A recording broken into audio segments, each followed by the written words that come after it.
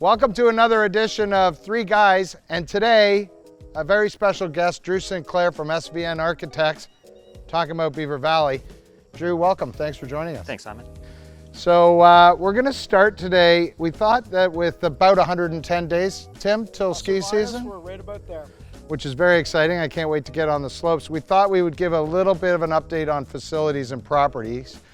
Before we do that, just a reminder, there is a lot of work going on the other work streams, snowmaking, trails, lifts and equipment, and you can get all that information on the website and the app under the strategic planning page. So take a look there. If you've got any questions, reach out to one of us. But before we start talking about the future with Drew, I just want to take a minute, Tim, and talk to you a little bit about what you and your team have been doing. You guys have been working hard, well, I think ever since you got here on facilities and the property. So what's been happening? Yeah, thanks, Simon. The last 6 years have seen a lot of improvements to your chalet and outbuildings and surrounding areas. Standard maintenance on things such as siding, new windows, paint, of course, happen on a regular basis. But more recently, as you recall, we did large expansions on the deck to facilitate more tents for COVID, replacing of infrastructure, including a new sewage treatment plant. In this summer, that also includes adding backup power to ensure that if the lights goes out, that we're still having a good time here at your Beaver Valley Ski Club. And a lot of work down here, but also a lot of work up at the top, right? We sold a couple of lots. You did a whole bunch of work with parking. Talk to us about that a little bit. Yeah, certainly the Keg has been a priority to update it and include it, update the parking. We redid the bathrooms again this summer.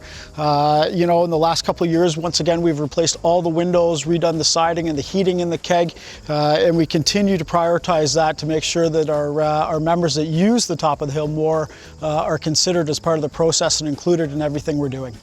Yeah, thanks so much, Tim, and thanks to your whole team. You guys have done an amazing job.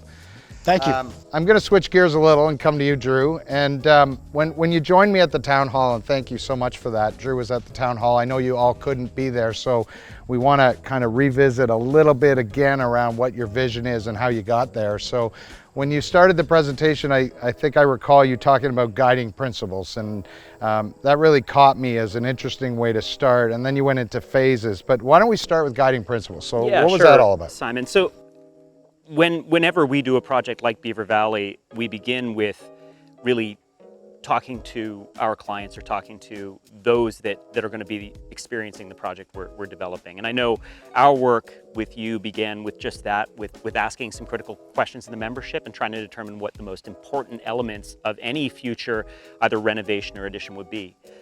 Those help us generate guiding principles, and those guiding principles really shape or form how we evaluate success, really. Like, is the design right? Is the move right? Is the decision to proceed one way or another right?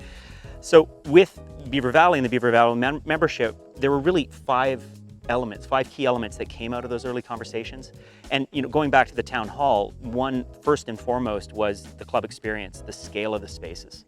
We've seen so many clubs go through transitions where they're replacing their historic facilities, tearing them apart, replacing small spaces or spaces that club identity is built on with big airport hangar spaces. Yeah, like massive spaces that are loud and noisy. So here, what we heard again and again was that Beaver Valley is a club defined by its small spaces. And there's this, I think one thing said specifically at the town hall that I think we all need to respond to is that growing up at Beaver Valley, one of the incredible things about families being here is that their children are raised by multiple families, by people being around them all the time, and that small spaces facilitate those kinds of relationships. So maintaining that small club feel is principle number one.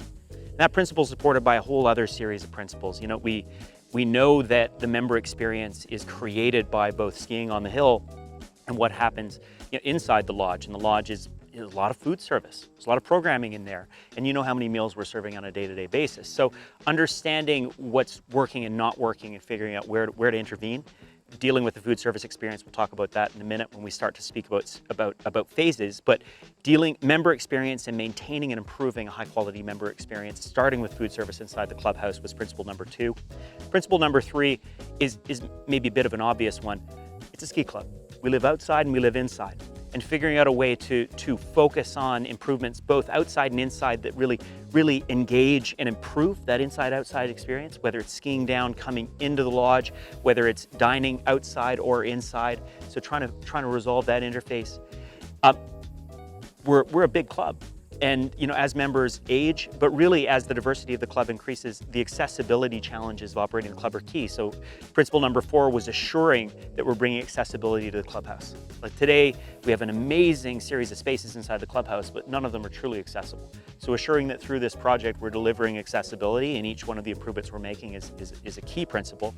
And then maybe distinct to Beaver Valley, principle number 5 is taking advantage of the landscape we have. Well, it's so beautiful, right? Look behind us. It's not only beautiful, it's on the other side. It's unique. I mean, how many places anywhere in Ontario can you sit and observe 2 sides of the escarpment so close? It's fantastic. And when you think about the way the clubhouse has been built out year after year, thinking about the relationship with the ski hill, we want to also try to imagine how whatever we're doing inside for the benefit of the members can really engage this incredible location. Honestly, I think you guys nailed it. And Chris and I, we spent a ton of time with members in those input sessions, like almost 100 member families. And that's exactly what we heard, right? Where you started and you talked about the culture, the feel of Beaver Valley. Like if there was one thing we heard was don't change our culture, right? It's a beautiful thing. Just be the best Beaver Valley we can be. Be the best Beaver Valley we could be. Don't be another club. Don't be something else. Be Beaver Valley, but be a great one. Right. So I think you're right on the money for all those things. And the other thing you talked about there, which I think we'll use to jump off to the next topic, is around food service, right? And we've got a lot of work going on around our thoughts for food and beverage, and a big part of that is phase 4. So could we start with phase 4, maybe spend a little time on that, maybe touch on 5 and 6, but really what's important right now is phase 4, because that's what we're going to talk about at the AGM. Yeah, I mean, we think about improving the member experience. I think it's best to imagine it happening in bite-sized chunks, dealing with the first most important issues first, and then getting on to some of the bigger opportunities that we have with this amazing place. Food service has been a transition at Beaver Valley for many years, and we still have a lot of infrastructure built into the way foods are both prepared and served that goes back a couple of decades. The club has grown. We need to improve both the quality of delivery, how food service gets to the memberships, and the number of members we can serve effectively. That came out of feedback from the members. So our work has really been assessing the way the kitchen, the way the main cafe and grill area works, and how we can make modest improvements that actually dramatically improve the flow for the benefit of the membership. So phase 4 includes a series of improvements to the grill area, including the main service space, enlarging the main service space so more people can be served in an efficient manner. It also includes some strategic improvements to the kitchen area and the food service area, allowing food to move up and down more easily. But one of the great benefits of the work we'll be doing at the upper level around the grill is that it requires some changes down at the picnic area in the lower level. So we'll also be, in a way, recombining the new picnic area by where the grab-and-go space is at the lower level, the pizza bar, and we'll be combining that space with the existing pink picnic room below the Silver Creek room. It'll create sight lines to that cafeteria. It'll create a significant number of new spaces for families to eat on the lower level. So what that allows us to do is, thinking about improvements to the outside of the club over time and all the seats that were added during the pandemic in the large tent, we can bring those seats into the clubhouse and actually make them permanent.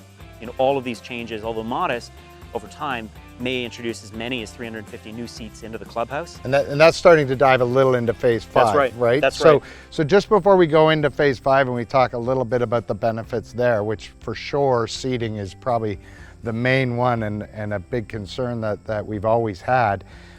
When you talk about phase 4, so some stuff that people will see that'll be pretty significant in the grill area, some stuff behind the scenes in the lower kitchen and behind the scenes in prep areas that you won't see, but will be, making things more efficient and more effective, and some real benefits down in the picnic area. While that wasn't our initial objective, we're going to get some benefit down there, expand the picnic area a little bit, bring some more light in. New views and light coming into those spaces, Yeah, which will fantastic. be really exciting for everybody, I think. So phase 4, we're going to talk a lot more at the AGM about that, a lot more detail.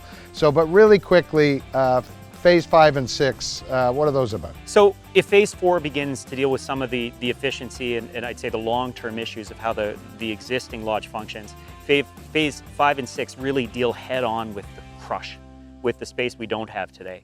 And so phase 5 is really about enlarging the spaces available to members, both families and senior members. It will include an addition, a small addition on the south side of the building, which will be a really extraordinary, we'll call it an escarpment room, with new views back to the escarpment, new views to the hill. Minor, Which tie back to that principle, the last absolutely, principle. yeah, building on the landscape and really celebrating this amazing space. And some, again, further improvements to food service delivered in the south end of the lodge in the building. But it also introduces something we've never had, and that's really a multi-program space, a lifestyle programming space dedicated for lifestyle programming that adds additional functionality for race days, for families, for inclement weather programming. For yoga, for Pilates. Yoga, all those things that have historically been in the fireside room or in different parts of the club will have a permanent home. It adds a lot of flexible program space in the shoulder seasons as well as we transition into ski season at the later end. And we'll be building really, for the first time, a purpose-built childcare facility into this addition that allows ideally direct slope access from the childcare facility. Which I think is the coolest part, right? Like they're going to come right from Matt's Meadows, ski right to the door. That's right. And part of phase 5, really extending into phase 6, which will likely be partially concurrent, are a series of exterior improvements to the club. That includes creating a celebration deck, sloping back towards or stepping back towards the slope, so it's a new area for our award celebrations. A series of permanent fire pits built across the deck, really to improve that outdoor experience for our memberships. But most substantially, some modifications to the base of the hill at the end of Matt's Meadow that will allow for an easier access to the lower parking lot and turnaround. And as part of that, a ski down to the childcare space. Now, it could be really extraordinary. And even if the power goes out, I could sit at one of those campfires and have a cold beer. You can. Absolutely. Well, Drew, thank you. It's incredible what you've been doing with us, and I'm personally very excited. I hope that you all join us at the AGM to talk more about specifically phase 4, and then we'll continue with input sessions to get your feedback on future phases, potential phases. So, Chris, so that's a lot of stuff. It's exciting stuff. Yeah. So what happens next? What happens next? Well, as we've talked about, it's we're right now working with the committee and a project manager and working on getting cost estimates for all this, for the phase 4 project, which we're going to be presenting at the AGM. So we'll give you a really good idea of what it's going to look like, how much it's going to cost, and how we're going to fund it, of course, right? So that's the big question probably on people's mind, right? Like every time I tell this story, people go, yeah, sounds good. What does it cost? How are we going to pay for it? Yeah. Right. So that's what we're going to share with you at the AGM. We're going to share with you what we think the cost is going to be and how we're going to go about doing it. It'll be a combination of things like new member initiations, possibly selling a couple more lots at the top, sponsorships, Fundraising. Fundraising is a big part of it as well. So yeah, we have a lot of venues to get us there. The club is currently in a really strong financial position, which is terrific. And that's what we hope to be sharing by this November. Yeah, absolutely. And you know, while it really is you know, not 100% known exactly the timing on all of these elements, especially the ones further out, phase 5, 6, what the exact cost would be. It is our desire to try to fund most of this with the things that Chris talked about.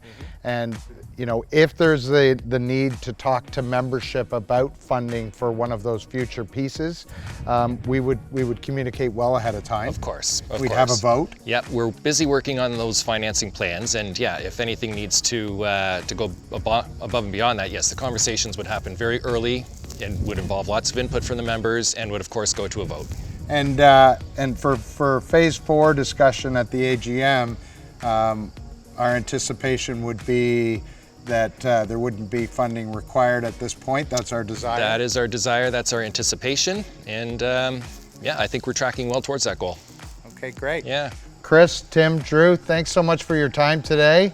Have a great day, everybody.